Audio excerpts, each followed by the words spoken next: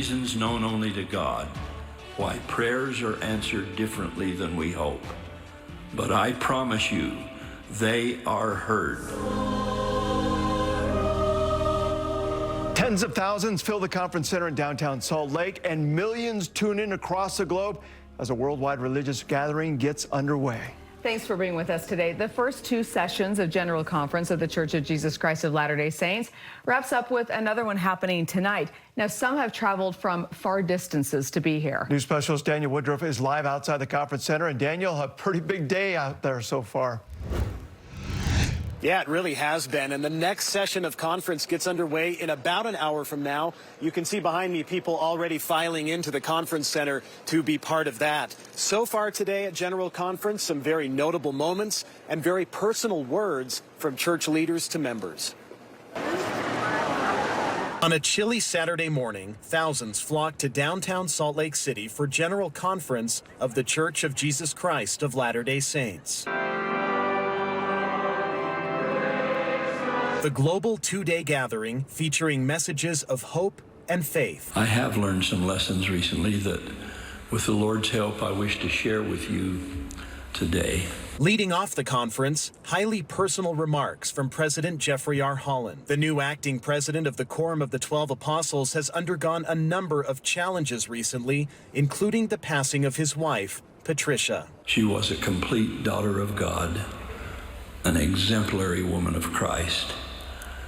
I was the most fortunate of men to spend 60 years of my life with her. President Holland also told of a serious medical crisis days after his wife's funeral that sent him to the hospital for weeks, and a spiritual experience he had while in and out of consciousness. I cannot speak fully of that experience here, but I can say that part of what I received was an admonition to return to my ministry with more urgency, more consecration, more focus on the Savior, more faith in His Word.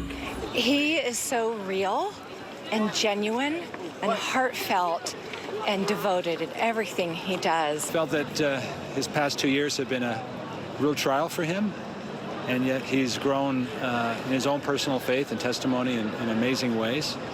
During the conference, church members formally sustained President Holland in his new role as acting president of the 12, following the passing of President M. Russell Ballard late last year. They also recognized Elder Patrick Kieran as the faith's newest apostle. Now, Church President Russell M. Nelson did not attend the conference in person this morning. He watched from his home, but he did attend in person this afternoon. Also noteworthy today, Elder Gary E. Stevenson, an apostle, conducted the afternoon session of conference. It was the first time since the mid-1980s that somebody outside the First Presidency has conducted one of the sessions. Dan? Yeah, I noticed that happening there. Well, thanks a lot, Daniel. We'll have lots more coming up. Thanks a lot, Daniel. Well, a number of new church leaders were announced today during General Conference, and others were formally released from their assignments. You can read more about that on our website, ksltv.com.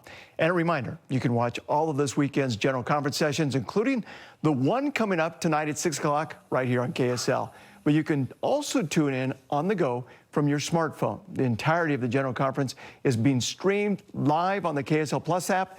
You can download it right now by scanning that QR code you see right there on your screen. Again, the next session begins at 6 o'clock. Tomorrow's first session begins at 10 o'clock in the morning.